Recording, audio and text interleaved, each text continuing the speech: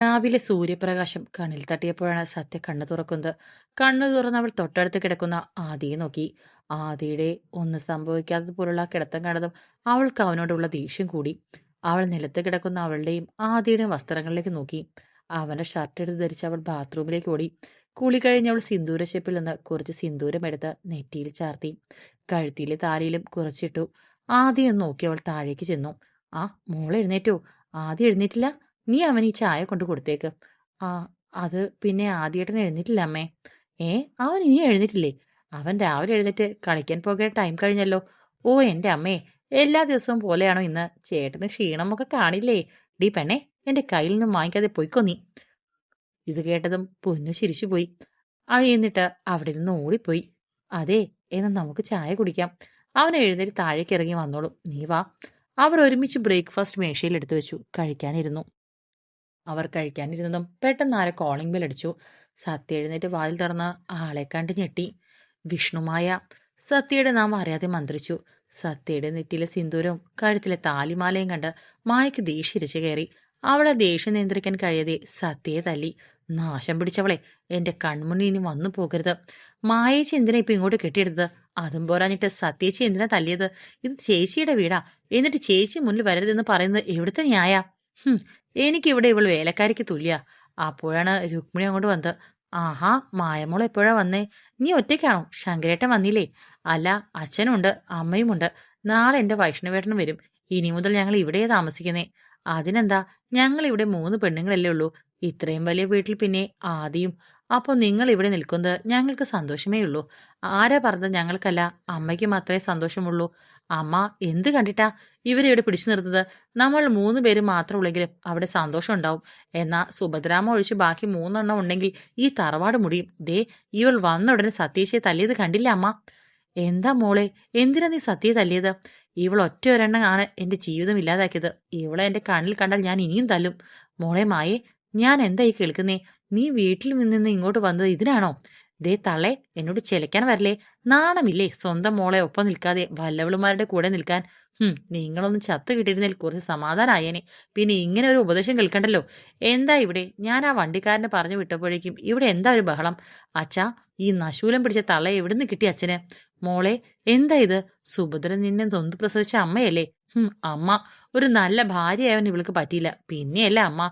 അതെ, അങ്കിളിന് ശൂർപ്പണഖയായിരുന്നു ഭാര്യയായി കിട്ടേണ്ടത്. പൊന്നു, മുതിർന്നവരോട് ഇങ്ങനെയാണ് സംസാരിക്കേണ്ടത്. എന്താ ഇവിടെ ഒരു ബഹളം? ആദ്യേട്ടാ, ദേ കുടുംബം മൊത്തം കുറ്റിയും പെറുക്കി വന്നിരിക്കുക. അടിച്ചോടിക്കേട്ടാ ഇവരെ.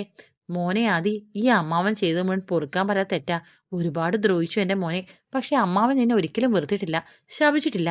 നീ ഈ നിലയിൽ എത്താൻ വേണ്ടിയാടാ അമ്മാവൻ നിന്നെ വീട്ടിൽ നിന്ന് പുറത്താക്കിയത്. അല്ലാതെ നിന്നോടുള്ള ദേഷ്യം കൊണ്ടല്ല മോനെ. ചെയ്തതിനൊക്കെ പ്രായശ്ചിത്തം ചെയ്യണം. അതിനാ അമ്മാവൻ വന്നത്. ഇനിയുള്ള കാലം മോന്റെ കൂടെ ഈ വീട്ടിൽ കഴിയണം എനിക്ക്. അതാ ആഗ്രഹം. മോനെന്നെ പുറത്താക്കിയാൽ ഞാൻ ഈ വീടിന്റെ ഉമ്മറപ്പടിയിലായാലും ഞാൻ നിൽക്കും. എന്റെ ജിത്തു ഇതൊക്കെ കണ്ട് കരയുന്നുണ്ടാവും. അവനെ എന്നെ മനസ്സിലാകൂ. അതുകൊണ്ടാ എന്റെ പേര് പോലും നിനക്ക് നൽകിയത് അവൻ. ശങ്കരൻ കണ്ണീരൊഴുക്കാൻ തുടങ്ങി. ഏയ് അമ്മാവാ, എന്താ ഇത്? എനിക്കറിയില്ലേ എന്റെ അമ്മാവൻ ഒരിക്കലും എന്നെ വെറുക്കാൻ കഴിയില്ല എന്ന്. എനിക്ക് ഉറപ്പായിരുന്നു. അമ്മാവൻ എന്റെ നേട്ടത്തിന് വേണ്ടിയാകും ഇതൊക്കെ ചെയ്തെന്ന്. അമ്മാവൻ വിഷമിക്കണ്ട. ഇനിയുള്ള കാലം അമ്മാവൻ ഇതൊക്കെ നോക്കി നടത്തേണ്ടത്. തറവാട് നോക്കേണ്ടതും. ആദ്യ പറയുന്നത് കേട്ടതും ശങ്കരൻ മനസ്സിൽ ഊറിച്ചിരിച്ചു. ഏട്ടാ, ഞാൻ സമ്മതിക്കില്ല ഇവരെ ഇവിടെ നിർത്താൻ. ഓ, ഏട്ടൻ എന്റെ ബന്ധുക്കളെയൊക്കെ കിട്ടിയാലോ. എന്നാൽ ഇനി ഞങ്ങൾ ഇവിടുന്ന് പോയേക്കാം. പൊന്നു, നീ ചെറിയ കുട്ടിയാ. നീ ഇതിൽ ഇടപെടേണ്ട, അകത്ത് പോ. അല്ലെങ്കിൽ അമ്മയ്ക്ക് ഏട്ടനെ എപ്പോഴും ഞാൻ കൊച്ചുകുട്ടിയാ. എന്നാലേ ഞാൻ നഴ്സറി കുട്ടിയൊന്നുമല്ല. ഇവിടെ നടക്കുന്ന കാര്യങ്ങളൊക്കെ എനിക്ക് മനസ്സിലാകും. എന്നാലും ഏട്ടന് ഇയാളുടെ കള്ളക്കണിയിൽ വീണല്ലോ. അവിടെ നിന്ന് കരഞ്ഞുകൊണ്ട് ഓടിപ്പോയി പൊന്നു. ആദി അവിടെ നിന്ന് മുകളിലേക്കും കയറിപ്പോയി. സുഭദ്രേ, സുഖാനോടി? പണ്ടത്തെ ആ ചുറുചുറുക്കൊക്കെ പോയി. എന്റെ അവസ്ഥ നിന്നോട് ഞാൻ പറയണ്ടല്ലോ രുക്കു. കല്യാണം കല്യാണം കഴിഞ്ഞ അന്നൊക്കെ ഭയങ്കര സ്നേഹമായിരുന്നു.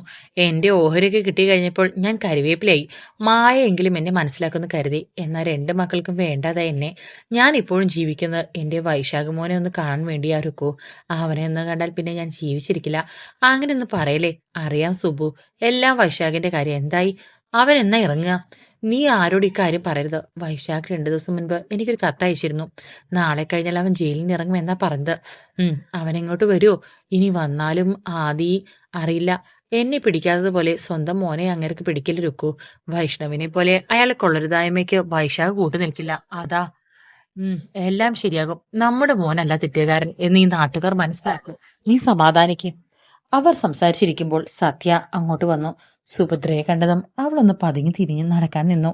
മോളവിടെ നിന്നെ. ആദി മുകളുണ്ടാവും. അവന് ചായ കൊണ്ടു കൊടുക്ക.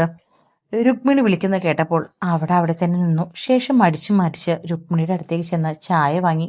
സുഭദ്രയെ നോക്കി ചിരിക്കാൻ ശ്രമിച്ചു. പോകാൻ നിന്ന അവളെ സുഭദ്ര തടഞ്ഞു. മോളെ, എന്റെ മോളെ ശപിക്കരുത്. അവളെ നല്ല മോളാക്കി വളർത്താൻ ഈ ഭാഗ്യദോഷിക്ക് പറ്റിയില്ല.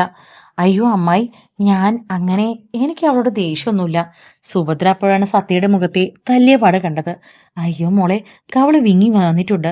ഇവിടെ നിൽക്ക, ഞാൻ മരുന്നെടുത്തോണ്ട് വരാം. അപ്പോഴാണ് രുക്മിണി അത് ശ്രദ്ധിച്ചത്.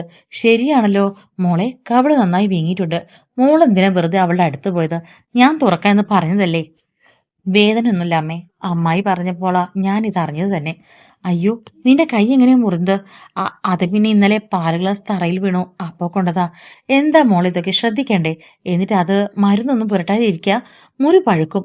അത് ഞാൻ വിട്ടുപോയതാമേ. ഞാൻ മരുന്ന് പുരട്ടിക്കോളാം. അവർ സംസാരിച്ചു നിന്നിരുന്നപ്പോഴേക്കും സുഭദ്ര വന്നു. ഒരു ഓയിൽമെന്റ് എടുത്ത് അവൾക്ക് പുരട്ടിക്കൊടുത്തു. സത്യ സുഭദ്രയ്ക്കൊന്ന് ചിരിച്ചു കൊടുത്ത് അവിടെ നിന്ന് തിരിഞ്ഞു നടക്കാനതും കണ്ടു വാതിൽക്കൽ കലിതുള്ളി നിൽക്കുന്ന മായയെ. അവളെ കണ്ടത് സുഭദ്ര ഒന്ന് പതുങ്ങി. മായ സുഭദ്രയെ ഒന്ന് കടുപ്പിച്ചു നോക്കി അവിടെ നിന്ന് പോയി. അമ്മായി, അവൾക്ക് ദേഷ്യം വന്ന് കാണും. ഞാനിപ്പോ എന്ത് ചെയ്താലും അവൾ അങ്ങനെ പെരുമാറും. മോള് ചെല്ല്. സത്യ അവിടെ നിന്ന് നടന്നു നീങ്ങി. നീ എന്ത് ചെയ്താലും വേണ്ടില്ല, ആ പ്രൊജക്റ്റ് എനിക്ക് കിട്ടിയേ പറ്റൂ. ഞാൻ എന്തെങ്കിലും ആഗ്രഹിച്ചിട്ടുണ്ടെങ്കിൽ അതെനിക്ക് കിട്ടിയിരിക്കണം. ഇനി നീ വിളിക്കുന്നത് ആ പ്രൊജക്റ്റ് എനിക്ക് കിട്ടിയെന്ന് പറഞ്ഞിട്ടായിരിക്കണം. ഫോൺ കട്ട് ചെയ്ത് ആദ്യം തിരിഞ്ഞതും മുന്നിൽ പതറി നിൽക്കുന്ന സത്യയാണ് കണ്ടത്. ഉം, എന്താ? അത് ഇത് അമ്മ തന്നു വിട്ടതാ ചായ. അവിടെ വെച്ചേക്ക്. പിന്നെ ഇനി എന്നോട് ഇങ്ങനെ വിക്കി വിക്കി സംസാരിച്ചാൽ നാക്ക് ഞാൻ പിടിച്ച് പുറത്തിടും.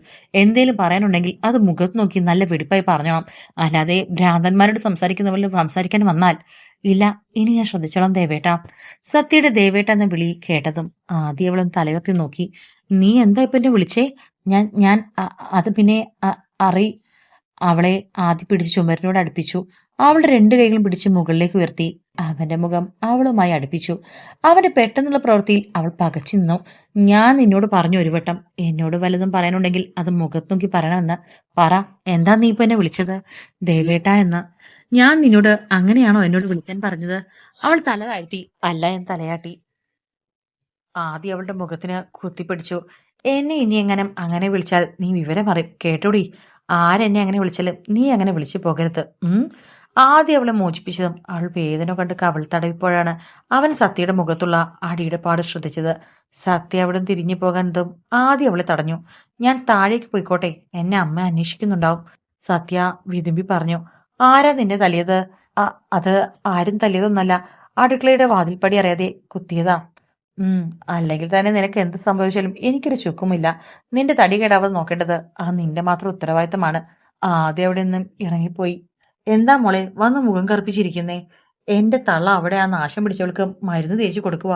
എവിടുന്ന് അച്ഛാ നാശം പിടിച്ച തള്ളയെ ഭാര്യയെ കിട്ടിയത്? അവളെനിക്ക് പണ്ടേ ഒരു ബാധയായിരുന്ന മോളവളാ മോളെ.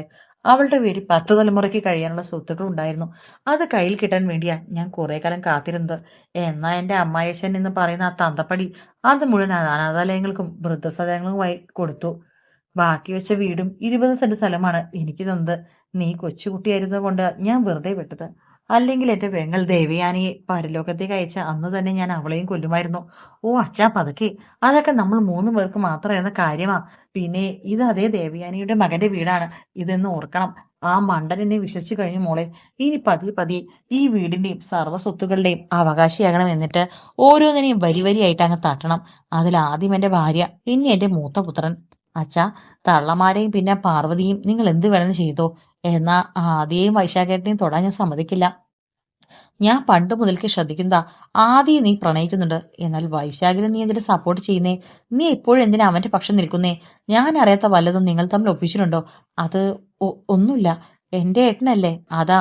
നിന്റെ ഓരോ വർഷയും കണ്ടു വളർന്നവനാ ഞാൻ. നീ കള്ളം പറഞ്ഞ എനിക്ക് മനസ്സിലാവും. സത്യം പറ, എന്താ നീ എന്റെ അടുത്ത് മറച്ചു വെക്കുന്നത്? ഒന്നുമില്ലെന്ന് പറയുന്ന ഒഴിഞ്ഞു മാറിയാലും ഒരു ദിവസം അരുതാത്ത വല്ലതും ഞാൻ കേട്ടാ? ഇല്ല അച്ഛാ, ഒന്നുമില്ല. വൈശാഖേട്ടൻ എന്റെ മൂത്ത ചേട്ടനല്ലേ, അതാ. നീ നടക്ക്. നമുക്ക് കൂടുതൽ നേരം ഇവിടെ ഇരിക്കണ്ട. ആരെല്ലാം കണ്ടിൽ പ്രശ്ന. ശങ്കരൻ അവിടെ നിന്നും ഉമ്മറത്തേക്ക് പോയി അവിടെ ഇരുന്നു. കുറച്ചു സമയം കഴിഞ്ഞതും ആരോ ഗേറ്റ് തുറന്ന് ഓടി വന്നു. ശങ്കരേട്ടാ, വല്ലതും അറിഞ്ഞോ? ഞാൻ വീട്ടിൽ പോയിരുന്നു, അപ്പോ കണ്ടില്ല. എന്താടാ രാമ, നീ കാര്യം പറ. നമ്മുടെ വൈശാഖ് മോനെ ഇന്നലെ തിരുവനന്തപുരത്ത് നിന്ന് വന്ന് ആരോ പുറത്തിറക്കിയെന്ന്. ഓ നാശം! കാലാകാലം അതിനുള്ളിൽ കഴിഞ്ഞുകൂടുന്ന് കരുതിയതാണ്. വലിയ SFI നേതാവല്ലേ നശൂലം! എന്താ വൈശാഖ് ജയിലിൽ നിന്ന് ഇറങ്ങിയോ? അതേ ചേച്ചി, തിരുവനന്തപുരത്ത് നിന്ന് ഏതോ ഒരു വലിയ ആള് വന്നവനെ ഇറക്കിയെന്നാ പറയുന്നത്. രാമ, നീ വിവരം പറഞ്ഞു കഴിഞ്ഞില്ലേ? എന്നാൽ ഇനി പോകാൻ നോക്ക്. ആരിറക്കിയാലും വേണ്ടില്ല, കേറിയാലും വേണ്ടില്ല. എന്തായാലും ഇവിടേക്ക് ആദ്യം അവനെ അടുപ്പിക്കില്ല. മനയിൽ നിന്ന് ഞാൻ അവനെ പണ്ടേ ഇറക്കി വിട്ടതാ. ശങ്കരേട്ടാ, വൈശാഖ് നമ്മുടെ മൂത്ത മോനല്ലേ, അവനെ എങ്ങനെ ഉപേക്ഷിക്കുക? സുഭദ്ര ഇത് പറഞ്ഞതും ശങ്കരൻ കസാരയിൽ നിന്നും എഴുന്നേറ്റ് സുഭദ്രയെ ആഞ്ഞു തല്ലി. രാമൻ അത് കണ്ട് അവിടെ നിന്ന് പോയി. ഡീ പന്നം മോളെ, നീ എന്നോട് ശബ്ദം ഉയർത്തി സംസാരിക്കുന്നോ? അവളുടെ മൂത്ത മോൻ, നമ്മുടെ അല്ല, നിന്റെ മാത്രം മോൻ. എന്റെ മോനായിരുന്നേൽ ഈ നാട്ടുകാരുടെ മുന്നിൽ എന്നെ നാണം കെടുത്തില്ലായിരുന്നു അവൻ. ഒരു കാര്യം ഞാൻ പറഞ്ഞേക്കാം, ഇനി അവന്റെ പേര് ഇവിടെ കേട്ടുപോകരുത്. എന്റെ മോൻ നാളെ മുംബൈയിൽ നിന്ന് വരും. നീ അവനെ സൽക്കരിക്കാനുള്ള ഏർപ്പാട് നോക്ക്. സുഭദ്ര ഒന്നും പറയാതെ തലതാഴ്ത്തി അകത്തേക്ക് പോയി. എന്റെ മോനൊന്ന് ഇങ്ങോട്ട് വന്നോട്ടെ, അപ്പോഴാണ് യഥാർത്ഥ കളി തുടങ്ങാൻ പോകുന്നത്. ഡാ ആദി, നീ ഇത് എന്ത് ഭാവിച്ചാ? നീ എന്തിനാ അവരെ അവിടെ നിന്ന് പിടിച്ച് താമസിപ്പിച്ചിരിക്കുന്നേ? അങ്ങേര് നിന്റെ മുമ്പിൽ നാടകം കളിച്ചാണ്, അല്ലാതെ പാവായത് കൊണ്ടൊന്നുമല്ല. അറിയാടാ. എന്നാ ആദി അനുഭവിച്ചതിനൊക്കെ കണക്ക് ചോദിക്കണ്ടേ? അതിനു വേണ്ടിയാ ഞാൻ അവരെ അവിടെ നിർത്തിയിരിക്കുന്നത്. എനിക്കറിയണം എന്റെ അച്ഛന്റെ മരണം വെറും ആക്സിഡന്റ് ആണോ അതോ കൊലപാതകമാണോന്ന്. നിന്റെ കുടുംബത്തെ ഇല്ലാതാക്കിയവരാരാണെന്ന് നിനക്കറിയണ്ടേ? ഡാ, വിഷ്ണുമായുടെ സ്വഭാവം നിനക്കറിയില്ലേ? അവൾ ചിലപ്പോൾ സത്യയെ അപായപ്പെടുത്താൻ നോക്കും. പിന്നെ നീ ഒരു കാര്യം അറിഞ്ഞോ? വൈശാഖ് ഇന്നലെ ജയിലിൽ നിന്ന് ഇറങ്ങി. പിന്നെ വൈഷ്ണവ് നാളെ മുംബൈയിൽ നിന്ന് വരും. അയാളെ പോലെ വിഷജന്തുക്കളാ മൂന്നെണ്ണവും. ഓ, വൈശാഖ് ഇറങ്ങിയോ? വരട്ടെ. രണ്ടുപേരും വരട്ടെ. സത്യം ഓർത്ത് നീ വിഷമിക്കണ്ട, അവൾക്കൊന്നും സംഭവിക്കില്ല. അറിയാം നിന്റെ കയ്യിൽ അവൾ സുരക്ഷിതയാണെന്ന്. എന്നാലും ഒന്ന് കണ്ണ് തെറ്റിയാൽ മതി മൂന്നെണ്ണത്തിനും ഒന്നിച്ചുകൂടി ആ പാവത്തിനെ റഞ്ചാൻ. അതൊക്കെ ഞാൻ നോക്കിക്കോളാം. നീ പൊക്കോ. ഇനി എന്തെങ്കിലും ആവശ്യമുണ്ടെങ്കിൽ വിളിച്ചാൽ മതി. ശരിടാ. പിന്നെ ഇന്നലെ രഞ്ജിത്തിനെ തന്നെ വിളിച്ചിരുന്നു. സത്യ ഒരുപാട് ലീവ് എടുത്താ അത് കമ്പനിക്ക് ദോഷം ചെയ്യുന്ന പറഞ്ഞത്. അവൾ കമ്പനിയിലെ HOD അല്ലേ. അത് നമുക്ക് ശരിയാക്കാം. നീ ചെല്ല്. അടുക്കളയിലേക്ക് വന്നപ്പോൾ എന്താ നല്ല മണം. ഈ മണം കേട്ടാൽ അറിയാം ഫുഡൊക്കെ നല്ല രുചിയുണ്ടാവും എന്ന്. ഇന്നത്തെ പാചകം മുഴുവൻ സത്യമോളാ ചെയ്തേ. വെറുതെ അല്ല, ചേച്ചി ഒരു ഷെഫാണല്ലേ. ഇനി മുതൽ ചേച്ചി തന്നെ ഫുഡ് ഉണ്ടാക്കിയാൽ മതി. രുക്കു, ഇതെന്താ ഒരു കറി 2 പാത്രത്തിലാക്കി വെച്ചിരിക്കുന്നേ? അതോ ആദിക്ക് ഏതെങ്കിലും മുളക് അവന് വേണം നിർബന്ധ. കറി ആയാലും കൂട്ടാനായാലും ചുവന്ന നിറത്തിൽ കാണണം, ഇല്ലെങ്കിൽ അവൻ ദേഷ്യപ്പെടും. അതേ സുഭദ്രമായി, ഏട്ടന്റെ കറി ഒന്നും നമുക്ക് കഴിക്കാൻ തോന്നൂല. അമ്മ അതിൽ എരിവാകും. അല്ല, ഉപ്പേരികളും പപ്പടവും കറിയായി. പിന്നെന്താ സത്യമോൾ അവിടെ ചെയ്യുന്നേ? ഞാൻ ഈ ചിക്കൻ പൊരിക്കാ. അമ്മായി, ഇതും കൂടി ആയാൽ പിന്നെ കഴിഞ്ഞു. അയ്യോ, ഈ തറവാട്ടിൽ എന്ന് മുതലേ മാംസം കഴിക്കാൻ തുടങ്ങിയത് രുക്കു? ഇന്ദ്രേട്ടൻ ഉണ്ടായിരുന്ന അന്ന് മാംസം അടുപ്പിക്കില്ലായിരുന്നു. ഇപ്പോ ആദിക്ക് ചോറ് ഇറങ്ങണമെങ്കിൽ ഇറച്ചിയോ മീനോ വേണം. ഇപ്പോഴത്തെ കുട്ടികളല്ലേ, അവർക്ക് പിന്നെ ഇറച്ചിയും മീനും വേണ്ടി വരും. അവിടെ വൈഷ്ണവിന് ഇതുപോലെയാ. ഡി സുഭദ്രേ. ഓ, സുഭദ്ര അവിടെ നിന്നും ശങ്കരന്റെ അടുത്തേക്ക് ഓടി. ഈ സുഭദ്രമായി എന്തിനാ കിളവനെ ഇങ്ങനെ പേടിക്കുന്നേ? അത് പേടിയൊന്നുമല്ല മോളെ. ഭർത്താവിനെ ബഹുമാനിക്കേണ്ടത് ഭാര്യയുടെ കടമയാ. അതൊക്കെ നിന്നോട് പറഞ്ഞാൽ മനസ്സിലാകില്ല. ആവണമെങ്കിൽ നീ ഒരു കല്യാണം കഴിക്കണം. ഉവ്വ് ഉവ്വേ. എന്താ ശങ്കരേട്ടൻ വിളിച്ചേ? എനിക്ക് നേരത്തിന് ഭക്ഷണം കഴിച്ചില്ലേ ഗ്യാസ് കയറും നിനക്കറിയില്ലേ? ചെന്ന് ഭക്ഷണം എടുത്ത് വെക്ക്. അയ്യോ, അമ്മാവൻ നേരത്തെ ഭക്ഷണം കഴിക്കോ? ഇവിടെ നേരമൊക്കെ ആവുമ്പോഴേ കഴിക്കാറ്. ആദിമോനോ, മോൻ വാ, നമുക്ക് എല്ലാവർക്കും ഒരുമിച്ച് ഭക്ഷണം കഴിക്കാം. ആദി ശങ്കരനെ നോക്കി അവിടെയുള്ള ഫസ്റ്റ് ചെയറിൽ പോയി കാൽ കയറ്റിയിരുന്നു. ശങ്കരന് അത് അത്രയ്ക്ക് പിടിച്ചില്ലെങ്കിലും മറുത്തൊന്നും പറയാൻ കഴിയാതെ അയാൾ തൊട്ടടുത്തുള്ള സൈഡ് സീറ്റിൽ പോയിരുന്നു. സുഭദ്ര അടുക്കളയിലേക്ക് പോകാൻ നിന്നപ്പോഴേക്കും സത്യയും രുക്മിണിയും ചോറും കറികളും എല്ലാം എടുത്തുകൊണ്ട് വന്നു. അമ്മേ, അമ്മ ഇരുന്നോ, എല്ലാവർക്കും ഞാൻ വിളമ്പിക്കോളാം. അത് വേണ്ട, മോളിരുന്നോ, ഞാൻ വിളമ്പിക്കോളാം. സത്യ രുക്മിണിയെയും സുഭദ്രയെയും നിർബന്ധിച്ചിരുത്തി അവർക്ക് വിളമ്പിക്കൊടുത്തു. സത്യ ശങ്കരന്റെ അടുത്ത് ചെന്നപ്പോൾ സത്യ ഒന്ന് ചിരിച്ചു കൊടുത്തു. ശങ്കരന് അത്ര പിടിച്ചില്ലെങ്കിലും ആദിയുള്ളത് കൊണ്ട് ശങ്കരൻ തിരിച്ചും ഒരു ചിരി സമ്മാനിച്ചു. സത്യയുടെ ഓരോ പ്രവൃത്തിയും ആദ്യം നോക്കിക്കൊണ്ടേയിരുന്നു. അവളുടെ മുഖത്തെ പാട് കുറച്ചും കൂടി ചുവന്നു വന്നിട്ടുണ്ട്. അവനത് കാണുമ്പോൾ എന്തോ മനസ്സിൽ നീറ്റൽ പോലെ തോന്നി. സത്യ ആദിയുടെ അടുത്ത് വന്നതും അവൻ നോട്ടം മാറ്റി വേറെ ഇങ്ങോട്ട് മുഖം തിരിച്ചു. സത്യ അവനെ നോക്കി പ്ലേറ്റിലേക്ക് ചോറ് വിളമ്പി. കറി വിളമ്പാൻ വേണ്ടി കറിപ്പാത്രം എടുത്തതും അത് മായവൻ തട്ടിപ്പറിച്ചു. നിന്റെ ഹോട്ടലൊന്നും ഇവിടെ ആർക്കും വേണ്ട. ആദ്യേട്ടനുള്ളത് ഞാൻ വിളമ്പും. അതെങ്ങനെ ശരിയാവും? നീയൊന്നുമല്ലല്ലോ ആദ്യേട്ടന്റെ ഭാര്യ. മക്കളെ, നിങ്ങൾക്ക് വഴക്ക് കൂടാതെ ഒരു നേരെ ഇരുന്നൂടെ? സത്യമോളെ, നീ അവിടെ ഇരുന്നോ, അവള് വിളമ്പി കൊടുത്തോളും. സത്യ ആദിയെ നോക്കി അവന്റെ അടുത്തുള്ള സീറ്റിൽ പോയിരുന്നു. മായ ഊറ്റത്തോടെ കറിപാത്രവുമായി വന്നും എന്തിലോ തട്ടി വീഴാൻ പോയി. അവളുടെ കയ്യിലെ ബൗൾ ആദിയുടെ ദേഹത്തു കൂടെ ചീന്തി. ആദി ദേഷ്യത്തിൽ അവൾ എഴുന്നേറ്റ് വിഷ്ണുമായുടെ ഇരുകവളിലുമായി ആഞ്ഞടിച്ചു. മോനെ! ആദി, അവൾ വീഴാൻ പോയതല്ലേ, അറിഞ്ഞുകൊണ്ട് ചെയ്തല്ലോ. നീ എന്തിനാ അവളെ തല്ലിയേ? മോനെ ആദി, രുക്മിണി പറഞ്ഞ പോലെ നീ എന്തിനാ അവളെ തല്ലിയേ? അച്ഛാ, വേണ്ട, എനിക്കൊരു കുഴപ്പമില്ല. ആദ്യേട്ടൻ എന്നെ തല്ലിയാലും എനിക്കൊന്നുമില്ല. എന്റെ ഭാഗത്താ തെറ്റ്. മായ അവിടുന്ന് മുകളിലേക്ക് കയറിപ്പോയി. എന്താ